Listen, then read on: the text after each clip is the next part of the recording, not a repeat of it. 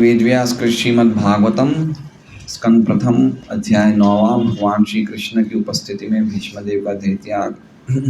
श्लोक संख्या 43। अनुवाद तात्पर्य कृष्ण कृपा मूर्ति श्री श्रीमद्भाई चरणारविंद भक्तिवेदांत स्वामी प्रभुपाद द्वारा। सुतुवाच कृष्ण एवं भगवती मनोवाक् दृष्टिवृत्तिभिः आत्मन्यात्मानम् आवेश्य स्वन्तः श्वास उपारमत्। सुतवाच सुत गोस्वामी ने कहा कृष्ण पूर्ण पुरुषोत्तम भगवान कृष्ण में एवं एकमात्र भगवती भगवान में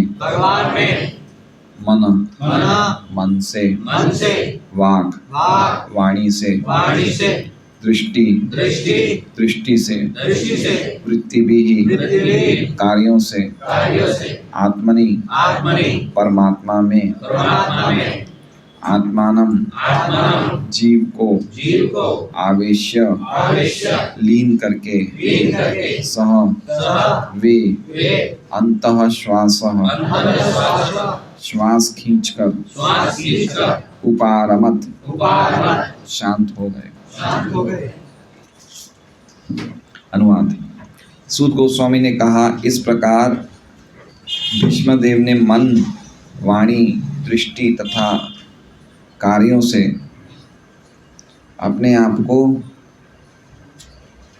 परमात्मा अर्थात पूर्ण पुरुषोत्तम भगवान श्री कृष्ण में लीन कर दिया और शांत हो गए और उनकी श्वास रुक गई। ओम अज्ञानतिमिरान्धस्य ज्ञानाञ्जनशलाकया चक्षुरुन्मिलितं येन तस्मै श्रीगुरवे नाम श्रेष्ठं मनमपि शचीपुत्रमत्र स्वरूपं रूपं तस्याग्रजं पुरुपुरीं मातुरीं पुष्टवाटिं राधाकुण्डं गिरिवरम् अहो राधिका माधवाशां प्राप्तो यस्य प्रथितकृपया श्रीगुरुं नतोऽस्मि। वन्देऽहं श्रीगुरोः श्रीयुतपदकमलं श्रीगुरून् वैष्णवांश्च श्रीरूपं सागरजातं सगणरघुनाथान्वितं तं सजीवं साद्वैतं सावधूतं परिजनसहितं कृष्णचैतन्यदेवं श्रीराधाकृष्णपादान् सहगणललिता श्रीविशाखान्वितांश्च गुरु वैष्णव भगवान तिने स्मरण हय विघ्न विनाशन अनायास हय निज वांछित पूर्ण। हरे कृष्णा कृष्णा कृष्णा हरे हरे हरे राम राम राम हरे। तो कल के हमने श्लोक में देखा कि किस प्रकार श्री भीष्मदेव जी का विद्युत भेद मोह, उनको जो मोह था कि ये कृष्ण वो कृष्ण अलग अलग हैं, वो उनका समाप्त हो गया। वो समझ गए कि जिनका मैं हृदय में ध्यान करता हूँ, जिनका मैं हृदय में मेरी जिस रूप से मेरी आसक्ति है पार्थसारथी रूप से, और जो सामने चतुर्भुज रूप भगवान खड़े हैं और जो सबके हृदय में परमात्मा रूप में सबका निर्देशन कर रहे हैं, वो सब कृष्ण एक ही है। और इस प्रकार उन्होंने सम्यक रूप से कृष्ण को प्राप्त किया। ये हमने कल सुना था और जिसमें हमने बताया कि वो एक परमहंस अवस्था है और इस प्रेम की अवस्था में ही इस प्रकार का साक्षात्कार संभव है। तो आज हम देखते हैं कि उसके बाद क्या हुआ। इसके बाद भीष्मदेव की प्रार्थनाएं पूरी हुई। सूत गोस्वामी कहते हैं, सूत उवाच मतलब सूत गोस्वामी बोल रहे हैं। क्या बोल रहे हैं? कृष्ण एवं भगवती। एवं मतलब इस प्रकार। प्रभुपाद जी लिखते हैं एवं मतलब एकमात्र, तो एकमात्र भी बोल सकते हैं। श्रीधर स्वामी कहते हैं इस प्रकार। एवं मतलब इस प्रकार। इस प्रकार मतलब अभी कितने समय से वो भगवान की चर्चा कर रहे थे, भगवान के बारे में बोल रहे थे। तो एवं मतलब इस प्रकार कृष्ण भगवती, भगवान श्री कृष्ण में, भगवती मतलब भगवान और कृष्ण मतलब पूर्ण पुरुषोत्तम परमेश्वर कृष्ण। तो इस प्रकार भगवान श्री कृष्ण में उन्होंने क्या किया? मनो वाक दृष्टि वृत्ति भी। उन्होंने मन, वृत्ति, जो वृत्ति शब्द है वो तीनों के लिए है। वृत्ति मतलब कार्य, हर एक वस्तु के कुछ न कुछ, हमारे हर एक इंद्रियों के कुछ न कुछ कार्य होते हैं।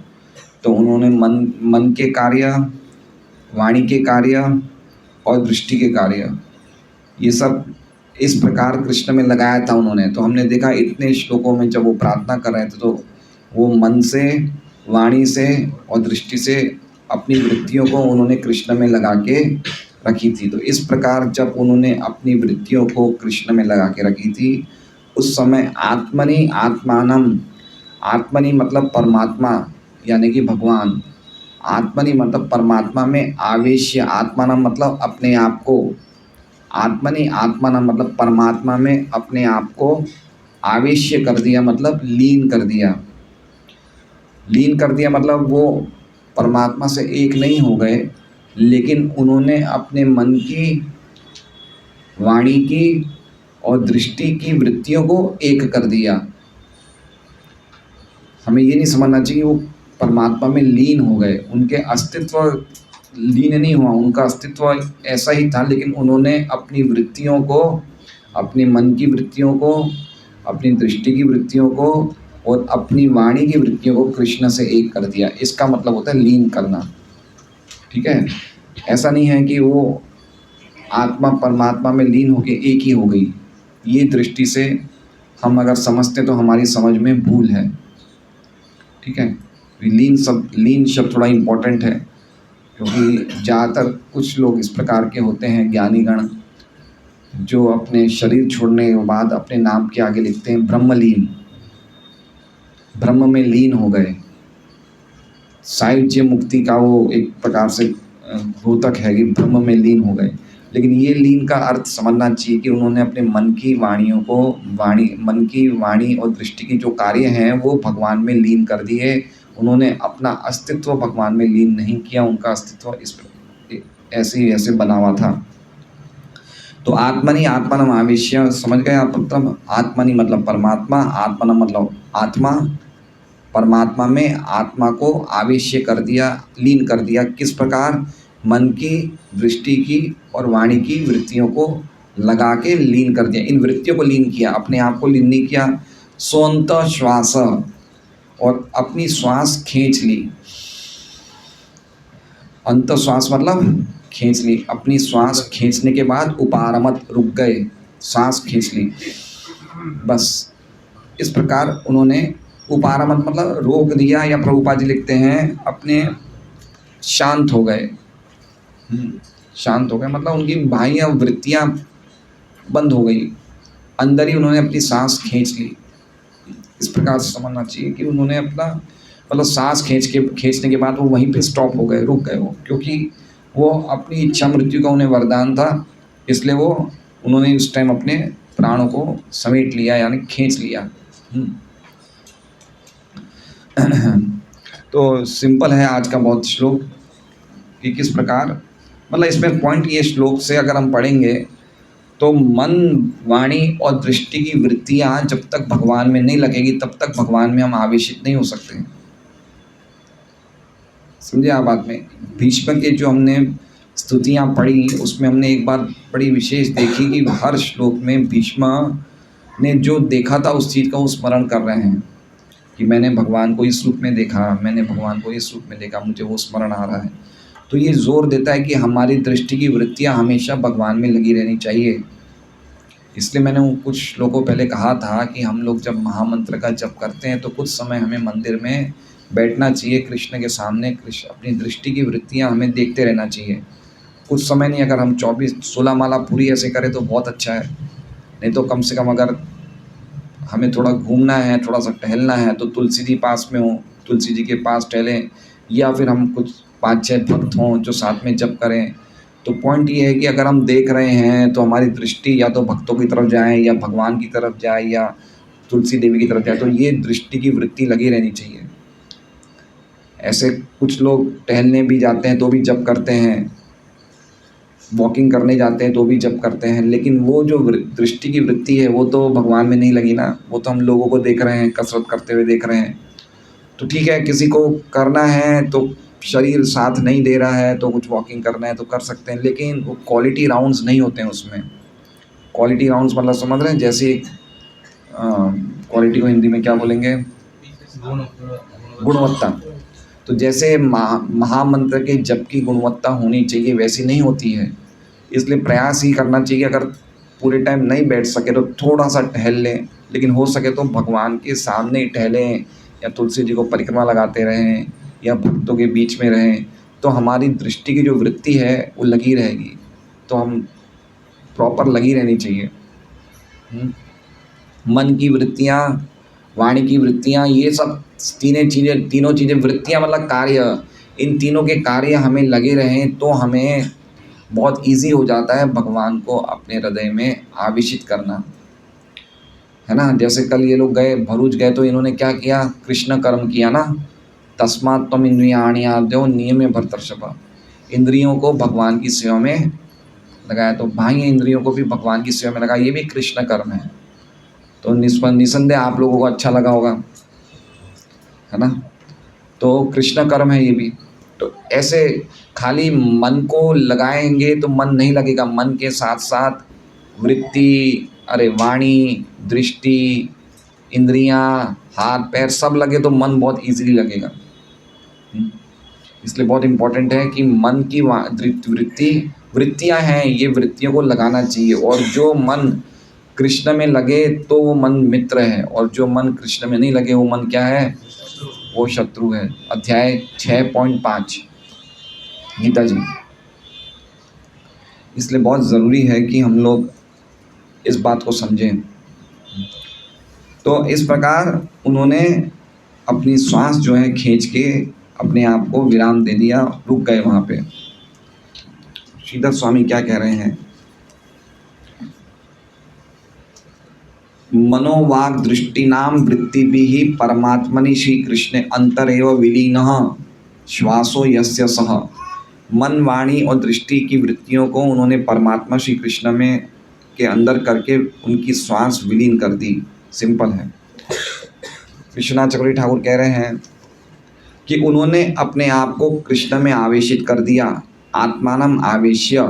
और कौन से रूप को कहा, तो कह रहे हैं सारथी रूप को, जो उनके हृदय में स्थित था। तो उनके हृदय में आत्मनि, आत्मनि मतलब प्रभुपाद जी मीनिंग बताते हैं परमात्मा, और विश्वनाथ चक्रवर्ती ठाकुर मीनिंग बताते हैं आत्मनि का पार्थ सारथी। दोनों एक ही हैं, परमात्मा पार्थ सारथी। तो उन्होंने पार्थ सारथी रूप जो उनके हृदय में स्थित था उसमें वो आवेशित हो गए, और उन्होंने अपने श्वास को रोक दिया, अंत श्वास। और इस प्रकार उपारमत उन्होंने अपनी बाह्य कार्य बंद कर दिए। ये विश्वनाथ चक्रवर्ती ठाकुर की टीका है। तो सिंपल है। तो प्रभुपाद जी की टीका हम पढ़ेंगे। प्रभुपाद जी की टीका तात्पर्य भीष्मदेव द्वारा अपना भौतिक शरीर त्यागते समय प्राप्त की गई अवस्था निर्विकल्प समाधि कहलाती है, क्योंकि उन्होंने अपने आत्मा को भगवान का चिंतन करने में और अपने मन को उनके विभिन्न कार्यकलापों का स्मरण करने में लीन कर दिया था। तो यहाँ भी शब्द है लीन कर दिया था। तो लीन कर दिया था मतलब इन कार्यों को लीन किया, अपने आप को लीन नहीं किया। निर्विकल्प समाधि का अर्थ, निर्विकल्प मतलब कोई प्रकार का विकल्प नहीं। विकल्प मतलब ऑल्टरनेटिव। तो ऑल्टरनेटिव मतलब उन्होंने पूरी तरह से, उनके हृदय में खाली कृष्ण ही थे और कोई दूसरे वस्तु नहीं थी। कंप्लीटली कृष्ण में उन्होंने अपने आप को एब्जॉर्ब कर दिया, आवेशित कर दिया। इसका अर्थ होता है निर्विकल्प समाधि। जैसे हम मान लीजिए अगर हम 40% कृष्ण भावनामृत हैं, तो इसका मतलब हम 60% भौतिक जगत भावनामृत हैं। समझ रहे हैं? मतलब हम लोग विकल्प हैं। हम विकल्प मतलब समझ रहे हैं, हमारे पास ऑप्शन है, कृष्ण के अलावा और भी चीज़ों करने का ऑप्शन है। तो भीष्मदेव के पास क्या है, निर्विकल्प, मतलब कृष्ण के अलावा और कोई दूसरा ऑप्शन नहीं है।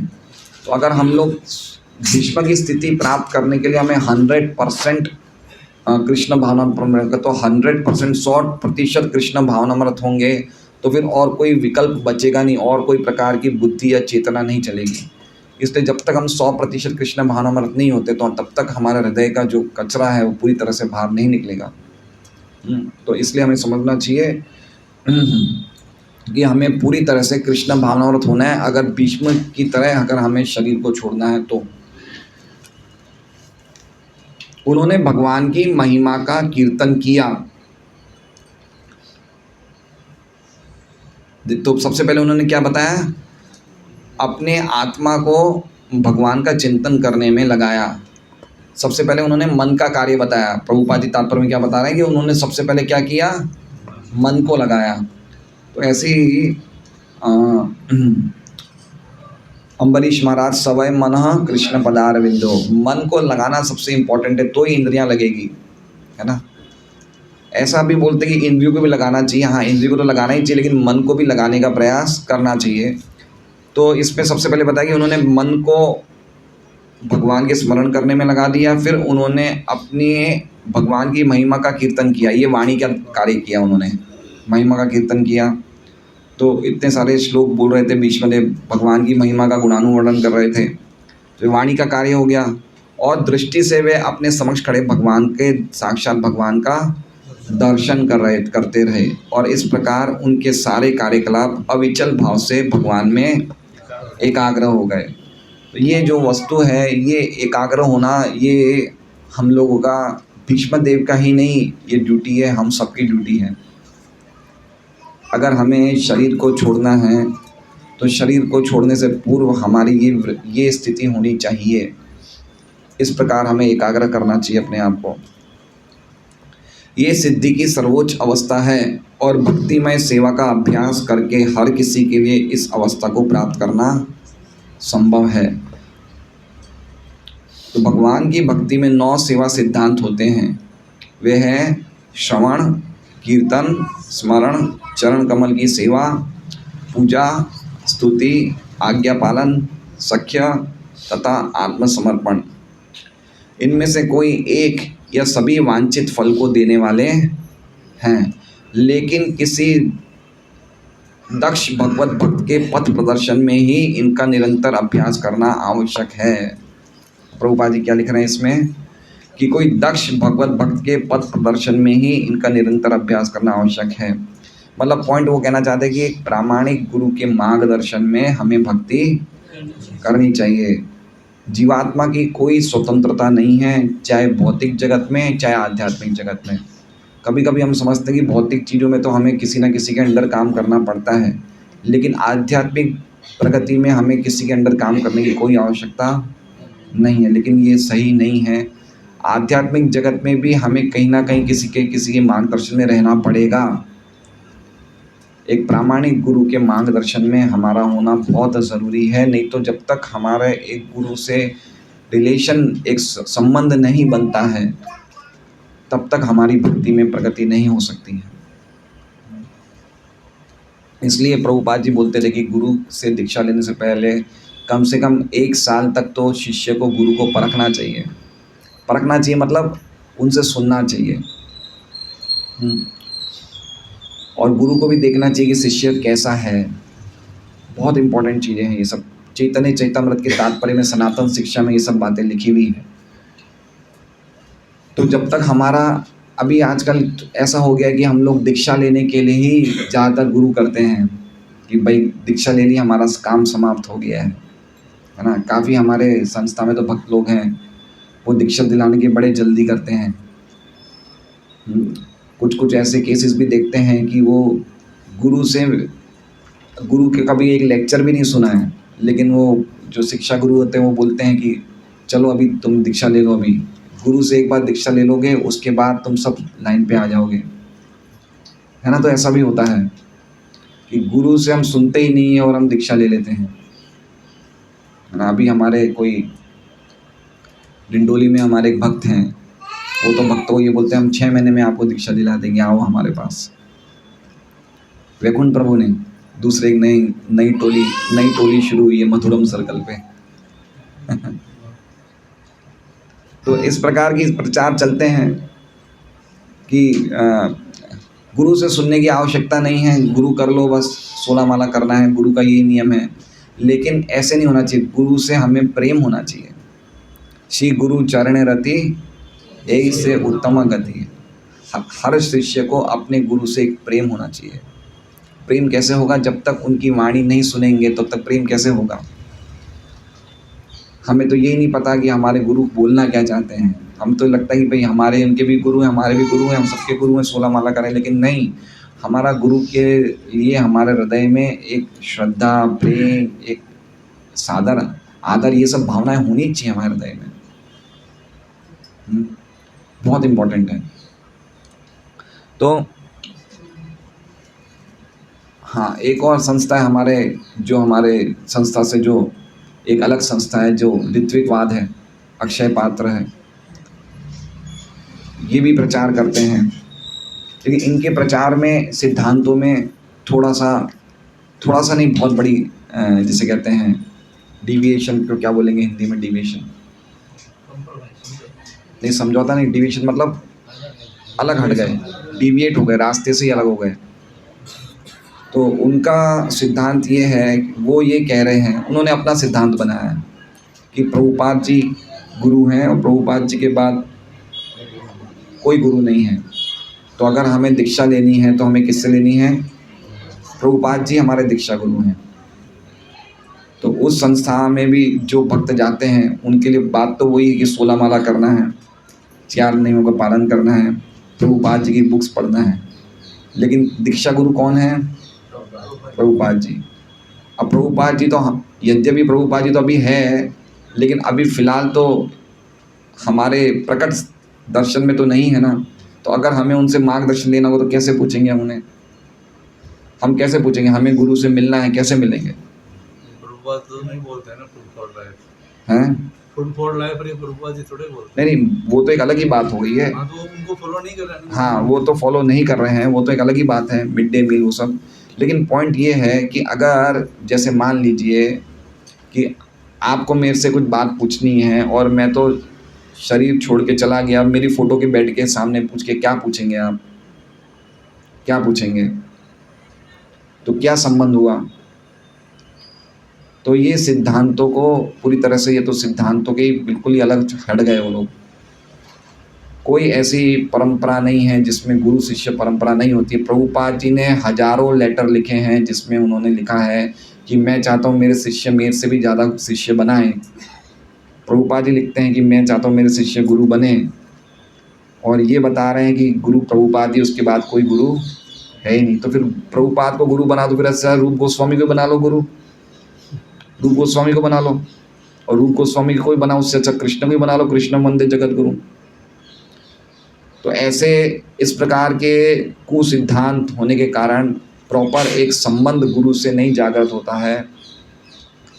और इसलिए उन लोग के कार्य जैसे बता रहे हैं कि मिड डे मील कर रहे हैं, एक गलत काम करते हैं तो पूरा ही वो भ्रष्ट हो जाता है। मिड डे मील करते हैं, मशीनों में भोजन बन रहा है, सबको पहना रहे हैं, पूरा कंप्लीटली प्रोफेशनल हो गया है। तो इस प्रकार ये सिद्धांतों में ऐसे गड़बड़ियाँ हो जाती है। तो इसलिए समझना चाहिए सब भक्त को कि गुरु कौन है, प्रामाणिक गुरु कौन है। उनसे हम जब तक सुनेंगे नहीं, समझेंगे नहीं, उनकी वाणी नहीं सुनेंगे तो कैसे पता चलेगा? कितने भक्त यहाँ पे जो अपने गुरु की वाणी रोज आधा घंटा सुनते हैं? कम से कम कितने भक्त हैं यहाँ पे? तो रोज सुनना चाहिए। शिष्य का सबसे बड़ा कर्तव्य है कि गुरु के मुख से सुने। तब तक हम गुरु के मुख से नहीं सुनेंगे तो हम भक्ति कैसे करेंगे बताइए? इसलिए पॉइंट बहुत ज़रूरी है ये बात। हम लोग नहीं सुनते हैं और हम अपने मन जचा कार्य करते हैं, तो हम गुरु को हर रिपोर्टिंग होनी चाहिए कि मैंने ये करना चाहता हूँ, मैं ये प्रगति करना चाहता हूँ, ये मैं ग्रंथ पढ़ना चाहता हूँ, वो भी गुरु से पूछना चाहिए। तो रिलेशन होता है, और क्या होता है? ये रिलेशन होता है। और हम खाली इसी के लिए कर रहे हैं कि भाई चलो ठीक है, हमें 16 माला करना है, इन गुरु से ले लेते हैं, दीक्षा ही तो लेनी है, दीक्षा लेके हम जो अपना चाहे मन चर्चा करें। 16 माला तो हम कर रहे हैं, बाकी कोई चीज़ों की हमें ज़रूरत नहीं है, तो हम अपने हिसाब से कर रहे हैं। तो ऐसा सिस्टम तो नहीं होना चाहिए। इसलिए बहुत इम्पोर्टेंट है इस बात को समझा जाए कि गुरु के पथ प्रदर्शन, दक्ष भगवत भक्त के पथ प्रदर्शन में ही इनका निरंतर अभ्यास करना आवश्यक है। दक्ष भगवत भक्त मतलब वो गुरु जो अपने गुरु को प्रॉपरली फॉलो कर रहा है। समझे बात को? वो ही शिष्य प्रॉपर गुरु बन सकता है जो अपने गुरु को प्रॉपरली फॉलो करता है। तो ये बातें समझनी चाहिए कि वास्तव में हम, बहुत गंभीर बात है ये कि हम जिनको गुरु बना रहे हैं वो प्रभुपाद जी को प्रॉपर, पर्टिकुलरली हमारी परंपरा में कि प्रॉपरली फॉलो कर रहे हैं नहीं कर रहे हैं। एटलीस्ट हमारी संस्था में इतना तो हो रहा है, बाकी दूसरी जो ब्राह्मण संप्रदाय है या दूसरे संप्रदाय में तो इतना स्ट्रिक्टली फॉलो आजकल नहीं होता है। 4 नियमों का पालन मुझे नहीं लगता है होता होगा, लेकिन जितना अपना सिस्टम है कि भाई शिक्षा गुरु को ये क्लासेस, ये प्रोग्राम, ये सब होना, वैसे हर एक संस्था में तो इतना, हर शहर में तो मैंने नहीं देखा, कुछ कुछ शहर में होता होगा लेकिन ज़्यादातर मैंने नहीं देखा है। तो इसलिए वो भक्त लोग भी धीरे धीरे ढीले पड़ जाते हैं भक्ति में, ये सब हो जाता है। लेकिन पॉइंट ये है कि ये बहुत इंपॉर्टेंट पॉइंट है कि वो भगवत भक्त दक्ष होना चाहिए, अपने शिष्य को ट्रेनिंग करने में वो बिल्कुल होशियार होना चाहिए। शिष्य की कोई प्रॉब्लम है तो उसको सुलझाने में वो दक्ष होना चाहिए। आध्यात्मिक जगत में उसकी कोई समस्या उसको दूर करने में वो पूरा उसका योगदान होना चाहिए। ऐसा नहीं कि हमने गुरु से दीक्षा ले ली, जैसे निराशाराम एक ही आज गुरु जी दीक्षा देने वाले, जिनको चाहिए आ जाओ जी आ जाओ, और फिर एक साथ 10,000 लोग दीक्षा ले लेते हैं, है ना। तो इस प्रकार जो होता है वो संबंध तो, और वही हमारे धीरे धीरे हमारी संस्था में भी ऐसा हो रहा है। शिक्षा गुरु जो होते हैं, आइए आपको दीक्षा हम दिला देते हैं, ले लो दीक्षा। 4 नियम फॉलो नहीं भी हो रहे तो कोई बात नहीं, ले लो, उसके बाद धीरे धीरे हो जाएंगे। लेकिन ऐसा प्रभुपाद जी इस बात की संस्तुति नहीं करते हैं। प्रभुपाद जी बोलते हैं कि आप 1 साल अच्छी तरह भक्ति करो, 4 नियमों का पालन, उसके बाद फिर आप गुरु से शरणागति लो, दीक्षा लो। तो ये सब पॉइंट्स हैं, तो ये समझना जरूरी है। इनमें से प्रथम चरण श्रवण सर्वाधिक महत्वपूर्ण है। अतः जो व्यक्ति अंत में भीष्मदेव जैसी अवस्था प्राप्त करना चाहता है, उसके लिए भगवद गीता का और फिर श्रीमद् भागवतम का श्रवण करना आवश्यक है। हमें भी मृत्यु के समय भीष्मदेव को प्राप्त होने वाली अपूर्व स्थिति प्राप्त हो सकती है, भले ही साक्षात भगवान कृष्ण उपस्थित न भी हों। भगवद गीता या श्रीमद् भागवतम के भगवान के शब्द उनसे अभिन्न हैं, वे भगवान के शब्द अवतार हैं। तो समझ रहे हैं, श्रीमद् भागवतम अगर प्रॉपरली सुने, हम खाली सुनते रहें, शृण्वतः श्रद्धया नित्यं गृणतश्च स्वचेष्टितं कालेन नाति दीर्घेण भगवान विशते रति। खाली श्रद्धा से हम श्रीमद् भागवतम सुनते रहे तो कालेन नाति दीर्घेण, बड़े कम समय में भगवान हमारे हृदय में विशते प्रवेश कर जाएंगे। तो इसलिए श्रीमद् भागवतम की क्लास, भगवद गीता की क्लास डेली होनी चाहिए। अब हम सोच रहे हैं कि भाई कल एकादशी है, कल भी हम क्लास रख सकते हैं कल क्लास? नहीं, शाम को नहीं रखें तो सुबह ही रखें, यही टाइम रखें, लेकिन हम ठीक 7:45 बजे शुरू कर दें। ओम नमो भगवते वासुदेव जो हमारा 7:55 को शुरू होता है वो 7:45 को ही शुरू हो जाए, और 8:30 तक क्लास रख लें। प्रसाद का तो चक्कर एकादशी में रहेगा नहीं, या क्या हम एकादशी में भी हमारा रहेगा प्रसाद, लेना चाहेंगे हम सुबह? तो 8:30 तक क्लास होने के बाद हम लोग फिर डिस्ट्रीब्यूशन पे जा सकते हैं। सही है, ऐसा कर सकते हैं एकादशी पे।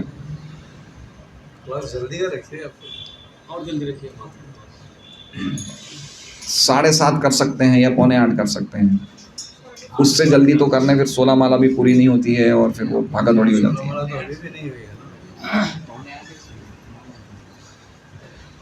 7:45 का टाइम, क्योंकि 7:30 बजे हम बोल तो देंगे, लेकिन फिर वो लोगों का जो नियम बना हुआ है ना, उससे वो भारी हो जाता है। मुझे तो कोई दिक्कत नहीं, मैं तो 7:30 बजे भी शुरू कर सकता हूँ। फिर यहाँ से जाने में आधा घंटा लग जाएगा वहाँ। तो ठीक है, 7:30 बजे कर देते हैं। मतलब 7:30 बजे हम ओम नमो भगवते वासुदेव शुरू कर देंगे, ठीक है? कोई लोग नहीं बोल रहे हैं।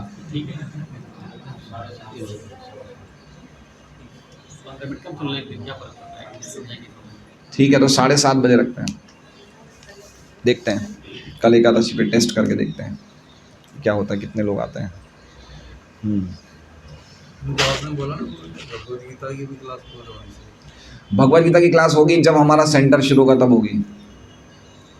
जब तक हमारे पास प्रचारक भी होने चाहिए ना, बोलने वाले, गीता पे लेक्चर, भागवतम पे लेक्चर। अभी मैं चाहता हूँ कि हर हफ्ते एक भक्त को प्रयास करना चाहिए, रोज एक हफ्ते में 1 दिन क्लास देने का। जैसे हंसदूत प्रभु हैं, गोपालविंद प्रभु हैं, राजविद्या प्रभु हैं, गंभीर प्रभु हैं। आप जो क्लास देते हो ना गुरु जी, वही क्लास। देखिए, उसमें ऐसा नहीं है कि मैं जो क्लास देता हूँ केवलम होगा, हैं, उसरम में भी केवलम। प्रभुपाद जी बोलते हैं हर शिष्य को गुरु बनना चाहिए, मैं तो नहीं बोलता हूँ। पूछ लीजिए किसी से भी, आप जो भगवत क्लास दे रहे हैं उसकी कोई नहीं वो कंपैरिजन नहीं। ठीक है। देखिए इसमें क्या है, प्रभुपाद जी ने जो किया वो उनके शिष्य ने नहीं किया, आप समझ रहे हैं, वो डिफरेंस है। लेकिन ऐसा नहीं है कि हम नहीं दे सकते, ऐसा नहीं है। थोड़े दिन और करेंगे तब क्रांति आएगी, फिर आप चालू रखिएगा। तो ये लोग बोल सकते हैं हफ्ते में एक दिन गोपाल प्रभु ले सकते हैं, सत्यराज प्रभु हैं, राज विद्या प्रभु हैं, कल्याण जी भी बोल ले सकते हैं। क्यों कल्याण जी? तो पॉइंट ये है कि हमें तैयार होना चाहिए।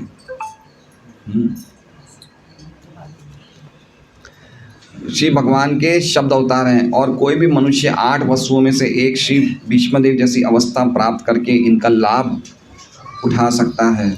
अब देखिए ये, अब इसके बाद देखिए प्रभुपाद जी ने जो 4 लाइन में लिखा है ना, वो मतलब हमारे हृदय को बींधने जैसा है। जैसे भीष्मदेव भगवान पे तीर चला रहे थे ना, वैसे प्रभुपाद जी ने अब हम पे काफ़ी तीर चलाए इन 4 लाइनों में। सुनिए अब ध्यान से।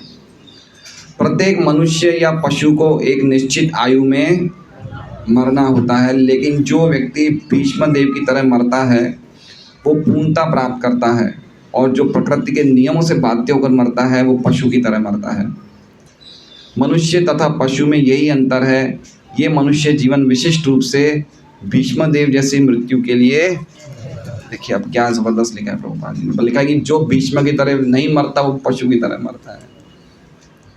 कहाँ प्रभुपाद जी, आप देख लिए पूरे भागवत में प्रभुपाद जी ने जो लिखा है कि जो मनुष्य भीष्मदेव की तरह नहीं मरता वो पशु की तरह मरता है। प्रभुपाद जी ऐसा नहीं, प्रभुपाद जी कड़क लिख रहे हैं। आप पूरे भागवत में एक एक भक्त का चरित्र देखिए, जो बड़े बड़े राजा हुए थे। पहले स्कंद से ले लीजिए, पहले स्कंद में सबसे पहले हमें धृतराष्ट्र का मिलता है कि कैसे विदुर जी धृतराष्ट्र को ले जाते हैं वन में, कितना डांटते हैं विदुर जी अपने बड़े भाई को कि तुम बोल नहीं पा रहे हो, तुम्हारा दांत हिल रहे हैं, तुम्हें सुनाई नहीं देता है, तुम इनकी दया पे पल रहे हो, तुम जिसको मारना चाहते थे उसकी रोटी पे पल रहे हो, क्या क्या बातें बताई है ना। कितना स्ट्रॉन्ग बताया कि भाई अब अंतिम समय आ गया है, अब अपनी मृत्यु की तैयारी नहीं करोगे तो कब करोगे। ये पढ़ सकते हैं हम, अभी आएगा धृतराष्ट्र के कुछ आएंगे। भीष्मदेव का हम देख सकते हैं कि भीष्मदेव ने मृत्यु को कैसे प्राप्त किया। धृतराष्ट्र को यद्यपि नरोत्तम अवस्था तो नहीं मिली थी, लेकिन धीर अवस्था मिल गई थी उन्हें, उनको मुक्ति तो प्राप्त हो गई थी, भक्ति शुद्ध भक्ति प्राप्त नहीं हुई थी क्योंकि उन्होंने भक्तों के प्रति अपराध किए थे। लेकिन विदुर जी ने उनको मुक्ति तो प्राप्त करवा दी थी कि अंतिम समय नष्ट नहीं होना चाहिए। धृतराष्ट्र का देख लीजिए, परीक्षित महाराज का देख लीजिए, क्या सिंसियर हुए थे मृत्यु के टाइम पे। हम लोग क्या समझते हैं कि क्या समझते हैं हमारा जीवन की क्या आयु है, कितना जिएंगे हम, कितना जिएंगे? 70-80 साल, 70-80 साल की क्या कीमत है। सहस्र युग पर्यंतम एक श्लोक है गीता जी में, उसके तात्पर्य में प्रभुपाद जी कहते हैं कि ब्रह्मा जी का जीवन जो अरबों साल का है, कितने सालों का है? अरबों साल का है। वो खाली एक पानी के बबल्स को क्या बोलते हैं? बुदबुद के समान है। ब्रह्मा जी का जीवन क्या है? वो पानी के, भगवान के लिए पानी के बुदबुद के समान है। बबल्स होते ना, होते हैं तुरंत ख़त्म हो जाते हैं, है ना। तो भगवान जब श्वास खींचते हैं तो एक साथ सब ब्रह्मा, सब सीट विनाश हो जाती है। इसमें लिखे ना अंत श्वास, जैसे भीष्मदेव ने श्वास खींची, उसी प्रकार जब भगवान श्वास खींचते हैं तो एक झटके में सब खत्म हो जाता है। हमारा क्या काम करेगा 50-60 साल का जीवन, क्या कीमत है। सत्यराज प्रभु अगर ऑफिस में बैठते हैं, अभी ऑफिस जाएंगे वो, और ऑफिस में बैठते हैं और उनकी टेबल पे वो देखते हैं कि बहुत सारी चींटियाँ एक चीनी के दाने को उठा रहे हैं और बहुत सारे बिजी हैं, और सत्यनारायण प्रभु क्या देखते हैं? 2 मिनट तक देखते हैं और सीधा एक कपड़ा लेते हैं और धड़ाधड़ हटा लेते हैं। चींटियों का खेल, वो चींटियाँ अपने आप को बहुत बड़ा समझ है, लेकिन सत्यराज के लिए वो चींटियों के बराबर है। पॉइंट समझ रहे हैं? हमने जो अपना विस्तार बनाया है व्यापार के रूप में, घर के रूप में, समाज के रूप में, परिवार के रूप में, वो माया के लिए मकोड़ों का खेल है। क्या का खेल है? एक पैर मारेगी, कब हम दब जाएंगे पता ही नहीं चलेगा। हम सब मकोड़े हैं, हमारे ऊपर कुछ इस प्रकार की शक्तियाँ काम कर रही है जिनके लिए हम बिल्कुल मकोड़े हैं। जैसे सत्यराज के लिए टेबल पे वो चींटियाँ थी, और उस जीवन में हम अपने आप को बहुत बिजी समझ लेते हैं, मुझे ये करना है, मुझे वो करना है, लेकिन अंत समय में हम मृत्यु की तैयारी नहीं करते हैं। तो आप देख लीजिए पूरे भागवतम में पहले स्कंद में भीष्मदेव का चरित्र, पांडव का चरित्र, पांडव को जैसे ही पता चला कि भगवान चले गए हैं, तुरंत युधिष्ठिर महाराज ने सब अपनी शाही वेशभूषा सब कुछ उतार दिया, बिल्कुल वानप्रस्थ के सन्यासी हुए कपड़े पहन के निकल गए। युधिष्ठिर महाराज का देख, पांडव का देख लीजिए, परीक्षित महाराज का देख लीजिए, भीष्मदेव का देख लीजिए, धृतराष्ट्र का देख लीजिए, दूसरे अध्याय में आइए, दूसरे स्कंद में आइए, खटवांग महाराज का देख लीजिए। खटवांग महाराज को तो खाली इतना ही पता चलता है कि मेरी कितनी उम्र बाकी है, एक क्षण बाकी है, एक क्षण में हर एक पॉइंट ये कहना कि पूर्व काल में राजर्षियों को पता था कि मृत्यु के टाइम पे भगवान का नाम लेना कितना इम्पोर्टेंट है। अंते नारायण स्मृति, उस बात को कभी भूले नहीं थे। तो दूसरे स्कंद में भी देख लीजिए, तीसरे स्कंद में करदम मुनि आ गए, प्रचेता आ गए, चौथे स्कंद में प्राचीन ऋषि आ गए, ध्रुव महाराज आ गए। उत्तानपाद ने देखा मेरे बाल सफ़ेद हो रहे हैं, तुरंत राज्य छोड़ दिया। चित्रकेतु हो गए, वृत्रासुर हो गए, अजामिल हो गए। पूरा जीवन देखिए, सबने अपने अंतिम समय की तैयारी करी है। तो क्या हम लोग तैयारी नहीं करेंगे? हम लोग इनसे बड़े हो गए। हम क्या तैयारी करेंगे? इन लोगों ने तो पूरे वर्णाश्रम नियमों का पालन किया, ब्रह्मचारी जीवन, गृहस्थ आश्रम। ना तो हमने ब्रह्मचारी ढंग से पालन किया, ना गृहस्थ पालन किया। वो हम वानप्रस्थ में तो थर्ड क्लास बुड्ढे बनेंगे, सब तीसरी श्रेणी के बुड्ढे हैं हम सब लोग, जिसको कोई चीज़ में मन नहीं लगता है ना। अच्छे ब्रह्मचारी जीवन का पालन करेंगे, गृहस्थ आश्रम, तो अच्छा वानप्रस्थ मिलेगा। अब वानप्रस्थ में हमारी क्या स्थिति है? हमें कहीं मन ही नहीं लगता कहीं। इसलिए जब हमें पता चल जाएगी इस चीज़ को कितनी आवश्यकता है, तुरंत हमें कंप्लीटली भगवान में लग जाना चाहिए। पर्टिकुलरली 50 साल से ऊपर के व्यक्तियों को तो बहुत ज़रूरी इस बात को समझें कि किस प्रकार हमें आखिरी 15-20 साल को ट्रेन करना चाहिए, तो ही ये प्रॉपर भीष्म जैसी मृत्यु मिल सकती है। भीष्मदेव की मृत्यु ऐसे नहीं कि अचानक हमें मिल जाएगी, ऐसा नहीं है। हम कोई ऐसे बहुत बड़े क्रेडिट्स लेके नहीं आए हैं, या ऐसे बहुत बड़े पुण्य नहीं करें कि भीष्मदेव जैसी मृत्यु तुरंत हमें भी मिलेगी। हमें उसके लिए अभ्यास करना पड़ेगा। और प्रभुपाद जी ने कहा है कि हर भक्त को कम से कम 6 घंटा रोज अभ्यास करना है। 6 घंटा की साधना बताइए श्रील प्रभुपाद ने रोज, जिसमें हमारा मंगल आरती, जाप, रीडिंग, लेक्चर, भागवतम क्लास सब आ गया। कम से कम 6 घंटा अभ्यास करना चाहिए, कम से कम। तो ये सब स्थिति है, तो ही हमारे हृदय की वृत्तियाँ, मन की वृत्तियाँ जब लगेगी पूरी तरह से, तो ही हमारे मन में भगवान आवेशित हो सकते, नहीं तो हम अपने मन को भगवान में आवेशित नहीं कर सकते हैं।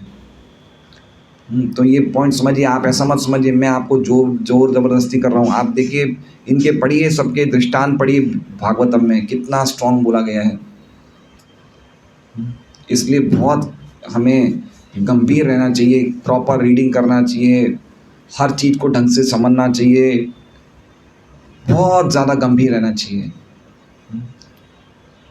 और आजकल हम देख रहे हैं, हम अपने बच्चों को आधुनिक स्कूलों में भेज रहे हैं, लेकिन वो बच्चों का जीवन सुधर नहीं रहा है, बिगड़ रहा है, क्योंकि उनको ये ट्रेनिंग नहीं दी जाती है कि मृत्यु के अंत में भगवान का स्मरण करना है ना। तो हमारी आने वाली पीढ़ी की क्या स्थिति होगी? हमारी स्थिति तो खराब हो ही गई। इतना जीवन हमें सोचना चाहिए, हमने 40 साल बिगाड़ दिए, हम 30 साल बिगाड़ दिए, 50 साल बिगाड़ दिए, लेकिन अब जो समय बचा है वो पूरी तरह से भगवान का नाम जप। और इतना सिंपल है, हम कहीं भी बैठ के हरे कृष्णा कृष्णा कृष्णा हरे हरे, हरे राम राम राम हरे। पर्टिकुलरली पूरी तरह से कंप्लीटली हमें नाम जप, भागवतम रीडिंग, भगवद गीता, प्रचार कार्य, ये सब चीज़ में लग जाना चाहिए एटलीस्ट 50 साल के बाद। तो ये भागा दौड़ी पूरे टाइम नहीं करना है, तो मकोड़ की तरह कब हम मसल दिए जाएंगे हमें पता नहीं चलेगा। तो इसलिए हमें समझना चाहिए कि कितना ज़्यादा हम बीमार हैं, हम बहुत ज़्यादा बीमार हैं। क्या लगता है हमारी बीमारी कितनी है? क्या हमें नाम प्राप्त करने की इच्छा नहीं है? क्या पूजा इज्जत हो जाए उसकी इच्छा नहीं है? क्या लोगों के दुख में हम दुखी होते हैं? क्या लोगों के सुख में हम सुखी होते हैं? क्या काम क्रोध मोह लोभ मात्सर्य सब मुक्त हो गए हम? क्या हमें हर समय भगवान दिखते हैं? क्या हमें 16 मालाओं में अच्छी तरह मन लगता है? बीमारी कितनी गहरी है? गहरी बीमारी में हमें मेहनत भी ज़्यादा करनी पड़ेगी। अभी मान लीजिए कि लक्ष्मी नरसिंह प्रभु को पता चल जाए कि उनके पोते की तबीयत खराब है और उनके पोते को एक ऐसा इंजेक्शन लगाना पड़ेगा जो खाली बम्बई में ही लगता है और रोज़ इन्हें 1 महीने तक लगाना पड़ेगा। रोज़ बम्बई जाके इंजेक्शन लगवाना पड़ेगा। ये और शास्त्र में माता जी जाएंगे ना पोते को लेके, 4 घंटा आना, 4 घंटा जाना, 2 घंटा वहाँ बैठना डॉक्टर के पास, 10 घंटा इनका रोज़ जाएगा तो भी करेंगे ना ये? क्यों? क्योंकि बीमारी गहरी है, तो मेहनत भी गहरी होनी चाहिए। तो हमारी बीमारी क्या है? बहुत गहरी है। तो बहुत गहरी बीमारी में हमें बहुत समझना चाहिए कि हमारा एक क्षण भी वेस्ट नहीं होना चाहिए। ये पॉइंट प्रभुपाद जी बार बार बोलते हैं, अव्यर्थ कालत्वम। भक्तों को तो देखना चाहिए कि उनके जीवन में प्रजल्प की बातें, फालतू की गप्पे शप्पे, ये सब चीज़ों के तो उनके लिए टाइम ही नहीं होना चाहिए उनके पास। क्योंकि हमारी बीमारी बहुत गहरी है। तो इसलिए प्रभुपाद जी कह रहे हैं कि जो प्रकृति के नियमों से बाध्य होकर मरता है वो पशु की तरह मरता है। मतलब हमने सबने जीवन हम जन्म लिए तो पशु की तरह ही लेते हैं, जंतु है ना, जीव जंतु जन्म लेते हैं। तो जन्मना जायते शूद्र संस्कारात् भवेत् द्विज। जन्म से तो सभी लोग शूद्र हैं, क्योंकि कोई भी गर्भाधान संस्कार से तो जन्म लेता नहीं आज की तारीख में। जन्म से तो हम सब पशु की तरह ही जीवन जीते हैं, जन्म लेते तो पशु की तरह ही जन्मते हैं। लेकिन कम से कम मरे तो पशु की तरह नहीं, मरना तो सुधार सकते हैं। जन्म तो हमारे हाथ में है नहीं, हमारा क्या होगा हमें नहीं पता कि हम लोग अगले गर्भ में जाएंगे, कोई ऐसे माँ बाप मिले जो हमारा अबॉर्शन करा दे, हमें नहीं पता, कैसे ना कैसे जन्म ले लेंगे। लेकिन जब हमें पता चल जाए कि मृत्यु के टाइम पे भगवान के नाम का स्मरण करना, जप करना कितना इम्पोर्टेंट है, तो उस बात को गंभीरता से लेना चाहिए। हम सबका जीवन हमारा पर्सनल जीवन है, किसी को हमारे जीवन में दखल देने की कोई वो अधिकार नहीं है। आपको अपना जीवन जीने का अधिकार पूरा है ना। मैंने जैसे कहा कि हर व्यक्ति को अपने अपने हवाई जहाज खुद उड़ाने हैं, तो उसे प्रैक्टिस तो खुद ही करनी पड़ेगी। मैं कम प्रैक्टिस करूंगा और मैं सोचूंगा कि नरपत जी का हवाई जहाज मुझे बचा लेगा, तो ये तो मेरी गलतफहमी है। तो उसी प्रकार से हर व्यक्ति को अपना जीवन जीने का अधिकार मिला है। उसे गुरु साधु शास्त्र मिले हैं, उसे सब निर्देशन मिले हैं, उसे समय मिला है, उसे मनुष्य जीवन मिला है, उसे भारत भूमि मिली है, उसे भक्तों का संग मिला है। लेकिन इसके बावजूद अगर वो नहीं कर रहा है तो ये बहुत बड़ा हमारे लिए, जिसे कहते हैं, बहुत बड़ा दुर्भाग्य होगा। इसलिए ये पॉइंट समझना चाहिए कि अब हमारे पास समय कम बचा है। मृत्यु सर्वहरश्चाहम। जब मृत्यु आएगी सब कुछ ले जाएगी, सब कुछ ले जाएगी, कुछ भी नहीं बचेगा। मान लीजिए कि लक्ष्मी नरसिंह प्रभु और शास्त्र में माता जी दोनों जी रहे हैं। कुछ समय के बाद शास्त्र में माता जी का शरीर शांत हो जाता है। आप आत्मा है, आप नहीं मरेंगे, शरीर शांत हो जाता है। आइए शास्त्र में माता जी हैं, और भगवान की कृपा से इन्हें याद रहता है कि पिछले जन्म में मैं क्या थी, मैं चामुंडा में रहती थी, मेरा नाम शास्त्र में सब याद है। लक्ष्मी नरसिंह प्रभु तो जवान है कि तो बाल ही सफ़ेद नहीं हुए। अब मान लीजिए शास्त्र में माता जी ने वापस जन्म ले लिया और इनको पुराना जीवन याद है, और ये लक्ष्मी नरसिंह प्रभु को बोले कि थे मने जानो के मैं वही तो था कि बीने नहीं हूँ। तो लक्ष्मी नरसिंह प्रभु क्या बोलेंगे, बताइए क्या बोलेंगे? बोले तेरे से मेरे को काई रिश्तो है। मृत्यु सब कुछ भूल जाएंगे। ये मेरी पत्नी थी, ये मेरे पति थे, ये मेरे बच्चे थे, सब भूल जाएंगे। वो अगर बोलेगी भी माता जी कि मैं तो थाका घर जासू 24 नंबर चामुंडा, बोले मैं तो नई बीनी ले आया, तू काई कर सी बैठे। भक्त होंगे वापस शादी नहीं करेंगे, लेकिन अभक्त तो कर ही लेगा। अभक्त तो वापस शादी कर ही लेगा। तो बताइए वो भूल गए नहीं भूल गए हैं? तो ऐसा है, जो हम जीवन जी रहे हैं दिवा सपना और रात्रि सपना है और कुछ नहीं है। हमें कितना गंभीर होना है वो हमारे पे है। इसलिए मैं कह रहा हूँ कि प्रभुपाद जी ने बहुत ही ज़बरदस्त लिखा है कि जो प्रकृति के नियमों से बाध्य होकर मरता है वो पशु की तरह मरता है। ये लाइन खाली समझ लीजिए कि हम प्रकृति के नियम से बाध्य होकर मरें या कृष्ण का स्मरण करके मरें, वो हमारी असली जीत है। तो इसलिए मनुष्य तथा पशु में यही अंतर है। ये मनुष्य जीवन विशिष्ट रूप से भीष्मदेव जैसी मृत्यु के लिए है। तो ये बात बहुत इम्पोर्टेंट है। कल हमने क्या सुना था कि परमहंस जीवन क्या है? निद्रा, हार, आहार, विहार शून्य हो जाए या उस पर हम विजय प्राप्त कर लें। और आज की जो सभ्यता है उसमें निद्रा और आहार और विहार पे क्या है, ज़्यादा जोर दिया गया है। देखिए पहले कितने होटल हुआ करते थे, आज से 25 साल पहले देखिए कितने होटल, खाने के ठेले कितने होते थे, अब कितने हैं? बढ़ गए ना? कितनी वैरायटियाँ बढ़ गई, खाने की कितनी चीज़ें बढ़ गई। पहले हम शादी में बुलाते थे, 100-200 रुपये पर प्लेट में भोजन हो जाता था। अब एक प्लेट की कीमत 500 रुपये भी है, 1000 रुपये भी है, 2000 रुपये भी है। निद्रा पे इम्पोर्टेंस बढ़ गया ना, अरे आहार पे इम्पोर्टेंस बढ़ गया ना। और फिर उस आहार को निकालने के लिए हम लोग एयर कंडीशन बाथरूम खोलते हैं। देखिए तो हमारी क्या है, हमारी परमहंस अवस्था से गिर के हम पशु अवस्था को बढ़ा रहे हैं। अच्छा खाएंगे, अच्छी तरह निकालेंगे, वो भी एसी के अंदर निकालेंगे। जिन चीज़ों को बहुत कम इम्पोर्टेंस दी जाती थी उन चीज़ों को बहुत ज़्यादा इम्पोर्टेंस दी जा रही है। बंगला अच्छा हो, बाथरूम अच्छा हो, बाथरूम बड़ा हो, बाथरूम में हम पेपर भी पढ़ेंगे, है ना। तो हम लोग कितना अपने जो कार्य, जो बिल्कुल पशु तुल्य कार्य है, उस पर हम कितना जोर दे रहे हैं। तो ये हमारी सभ्यता है। और ये जो हमारी तथाकथित सभ्यता है। और जो सभ्यता हमें सिखाई जा रही है भागवत में, वो क्या है? इसलिए हमें एक ऐसे माहौल में जाना चाहिए जहाँ पे इस प्रकार की शिक्षाएं हमें बार बार मिलती रहें। इसलिए महाराज कहते हैं एक वर्णाश्रम फार्म में जाना चाहिए, भक्तों के बीच में रहना चाहिए, भक्तों के संग में रहना चाहिए।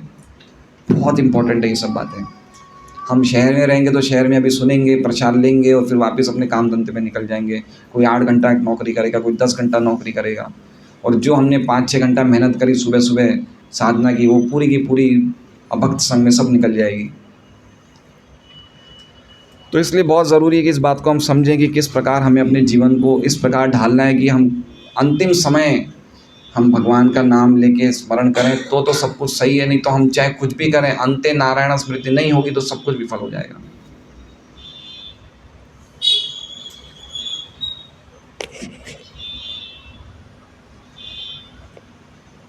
हरे कृष्णा। हमें नहीं बहना है। हमें जैसा हमारे आचार्य से सुनने को मिला है, जैसे हमारे शास्त्र में लिखा है, उसके हिसाब से हमें जीवन जीना है, ना कि भौतिक जगत के प्रवाह में हमें फ्लो होना है। हमें उल्टा चलना है। भौतिक जगत के प्रवाह से हमारी जो नाव है, जैसे कह रहे हैं ना, ये सब वाटरफॉल हो रही है और हमारी नाव उल्टी जा रही है। तो मुश्किल है लेकिन असंभव नहीं है। और मुश्किल भी नहीं है, आनंद है।